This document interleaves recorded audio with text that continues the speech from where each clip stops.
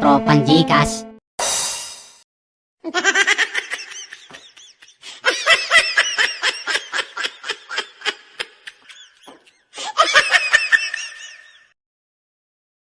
Toto, JB Fernandez. Hindi ko alam kung ano yung pakay mo. I-share mo siya sa kanila? O i-share mo para makatulong ka? Bakit? Hindi ba totoong child abuse yan? Hindi ka ba, sir? Tumutulong ka sa mga pangit na gawain ng mga yan? Yan may sinasabi ko sa'yo. Tama ba yung ginagawa nyo? Tinutulungan mo yung mga loko-loko. Hindi mo tinutulungan yung mga tao na naniniwala na totoo yung mga ginagawa nila. Ginagawa mo, tinatarantado mo rin yung mga nakakapanood sa video nila. Kasi pinapaboran mo pa. Tropang Gcash. Ma'am Lynn Napoles, tama yan. Tama yung ginagawa mo. Huwag mong pagbibigyan yung mga yan. Namimihasa yung mga yan. Alam mo ba, may kakilala ako na ang ginawa niya, nanghingi ng dolyar. Binigyan ng dolyar yung tao na nanghihingi. So, taga Mindanao yun. Huwag niyo akong pinaglaloko. Gusto mo sabihin kung sino? Ha? Si Crazy Ghost 08. O kaya, crazy naman talaga yun eh.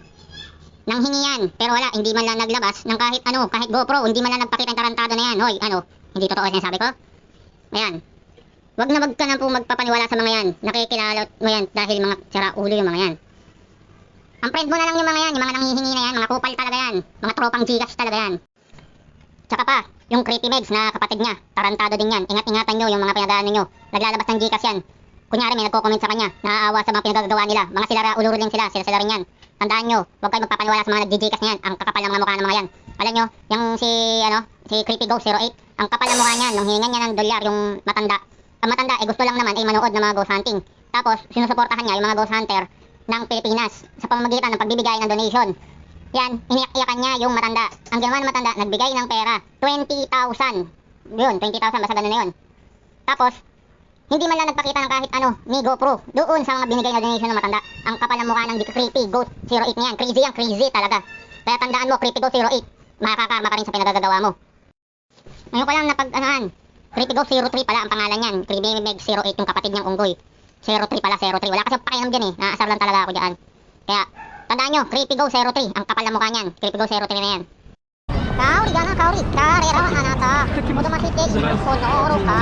Kandita masarete ori. Kakera wa nanata o korani.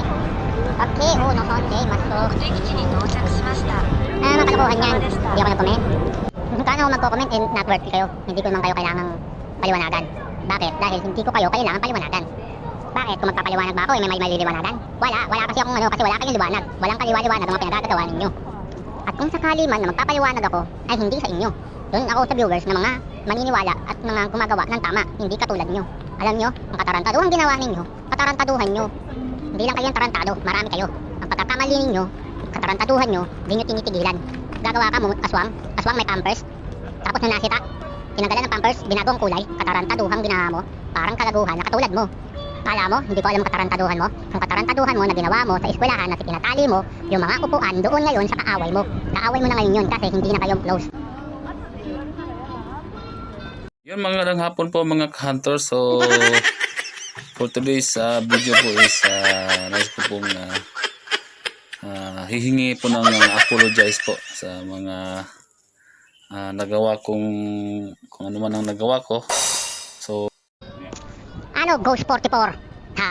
Nagising ka ba sa katarantaduhang ginawa mo? Ngayon, ilabas mo yung video ng eskwelahan na tinarantado mo. Kasi tarantado ka. Ginawa mo, nakatawa-tawa yung eskwelahan. Ngayon, kinasuhan ka. Ang kapal ng mukha mo kasi. Ngayon, nung kinasuhan ka, naduwag ka. Binura mo yung video. Kapal kasi ng mukha mo, no? Gagawa ka lang ng issue. Ginawa mo pa doon sa hindi mo lugar. Ngayon, ramdam mo na ako? Hindi lang yan. Mas may alam pa ako sa'yo. Yung mga ginagalaw-galaw mo, yung mga bote-bote mo. Ha? Kala mo, di ko alam? Kapal na mukha mo. Alam na alam ko ang lahat ng karakas ng katarantaduhang ginawa talaga, mo. Wala po talaga po kung intention na ganun po ang mangyayari sa video na yun. Kung matapang kang unggoy ka, i-post mo yung video nung eskwelahan na tinarantado mo. Ngayon, kung hindi ka duwag, gawin mo. Ngayon, kung hindi mo magawa yun, napakaduwag mo.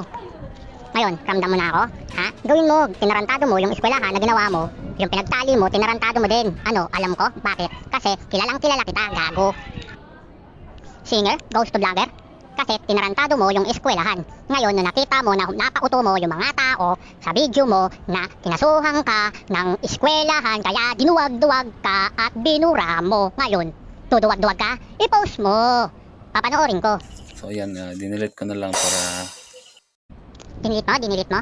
Para saan? Para sabihin ko, hindi ka makasuhan. Kinasuhan ka ng eskwelahan. Tinanggal ka nga, di ba? Oh, bakit alam ko? Di ba? wala na pong wala nang pong masabi sa mga So pagpasensyahan mo na po, tao lang po din. Tao ka. Mangangaswang ka, di ba? Hindi ka tao, aswang ka. Alam mo ginawa mo sa eskwelahan? Sinira mo yung reputasyon ng eskwelahan. Ang kapal talaga ng mukha mo. Kung sinceridad yung paghingi mo ng patawad, hindi ka nag-go under, gago. Ginawa mong karir yung panggagago mo. Ngayon, tinuloy-tuloy mo pa. So, sino nakakahiya? Makakarma ka. So, paliwanag pa, Mor? Ha? Paliwanag pa, Mor? Ngayon, mayabang ka pa? Kung mayabang ka pa, ang taas ng ihi mo. Nako, nagkakamali. Nagkakamali. Ang kapal ng mukha mo. Kung nagkamali ka at nagsisisi ka, dapat hindi ka gumawa o hindi ka na nag-go center. Ang kapal ng mukha mo, ginawa mo pa peke yung mga pinagagawa mo. Tapos, di ba, ikaw ang nagpaumpisa na sagingan. Ang kapal talaga ng mukha mo, hindi ka ba nahiya dun sa ginawa mong bata? Ha? Child abuse ka. Sana malaman ng LGU yung mga pinagagawa mo. So ayan guys, so ganito na lang. Dahil sa aking ano ba? So parang naging emotional din po ako ngayon kasi Emotional ka? Ang kapal ng mukha mo. Emotional yung ginagawa mo. Tinatarantado mo yung mga bata na mga ginagawa mong aswang. So, yung ginawa mong aswang na isa bata, na inipit mo pa yung kamay, ang kapal talaga ng mukha mo. Sana malaman ng LGU yung mga katarantaduhan mo na makulong kang hayop kang gago. yung video din kasi po ay malaking tulong po sa aking channel. Sobrang viral din po. So ayan na lang. Ganito na lang pong gagawin ko. Mga gagawa na lang ako ng mga content ko na mas pa dun.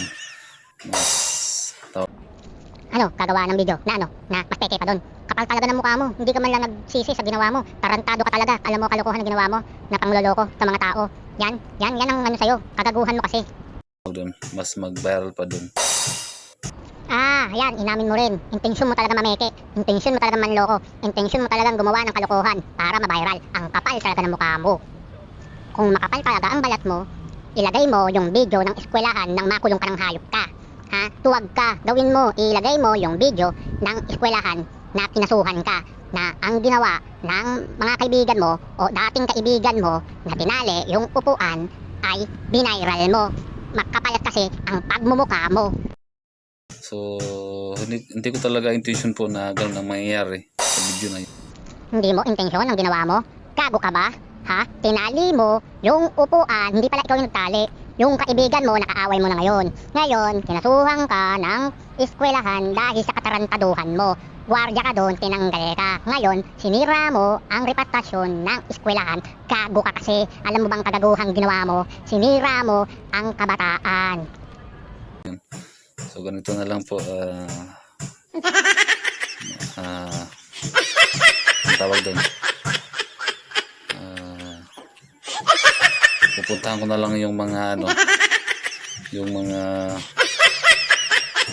haunted, haunted ng mga lugar dito po sa amin. So, Wala talaga akong masabi sa kakapalan ng mukha mong bugok ka. Alam mo kagaguhang pinagagawa mo? Wala ka talagang pagsisisi. Ginawa mo na yung katarantaduhan doon sa eskwelahan. Gagawin mo talaga. Ngayon, ilabas mo yung video ng eskwelahan kung matapang kang hayop ka. Yuhu! 2 kalbo. Kamusta na? Ginagawa niyo pa rin ba yung katarantaduhan ng mga yan? Ginagawa niyo pa rin ba? Pwes, papanatan ko pa rin kayo. Ay, mayroon pang isa. Hoy, Mr. Daboy TV. Reaction ka dyan sa tarantaduhan mga ginagawa mo mga peke yung video na pinakikita mo Tandaan mo, sa dami na rin kita. Tatlo kayo ni Pinggoy, Punggoy, Rino, at ikaw, Mr. Daboy. Mga puro unggoy. Ay, oo nga. Para sa mga taong Gcash, mukhang Gcash, mukhang pera. Ito, ang new improve na kanta para sa inyo.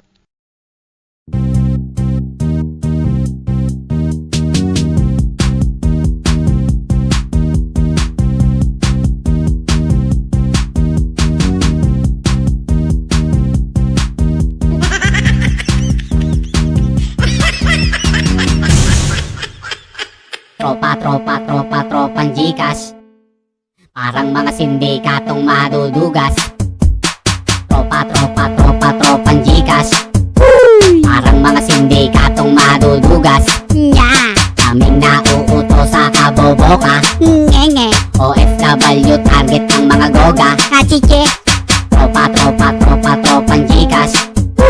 Parang mga sindikatong madudugas. Yeah. Kaming nauuto sa kaboboka. Ngenge. OFW target ng mga goga. Kachiche. Walang kasing lupet kung sila ay maguto. Dinadaan sa peke ng mga luko-luko. Puro dito sa baba ng kanilang video. Pati mga subscribers sinuhututan nyo. Kaya sila nag-video sa hating gabi para maitago ang mga nakaputi. Huwag kami mga ongas krombi. Ayaw namin sa live yung mayroong zombie. Tropang Gcash. Parang mga sindikatong madudugas. Yeah. Kaming nauuto sa kaboboka. Ngenge. OFW target ng mga goga. Kachiche. Tropang Gcash. Parang mga sindikatong madudugas. Yeah. Kaming nauuto sa kaboboka. Ngenge. OFW target ng mga goga. Kachiche. Walang kasing sapan kung sila ay mangloko. Dinadaan sa peke ng mga loko-loko. Pag mayroong kumagat sa kanilang video, ang kasunod nito ay uhutuhan nyo. Meron akong kilala sa hating gabi, namihingi ng dolyar sa mga taga-tate. Pretty no zero it, I know your history.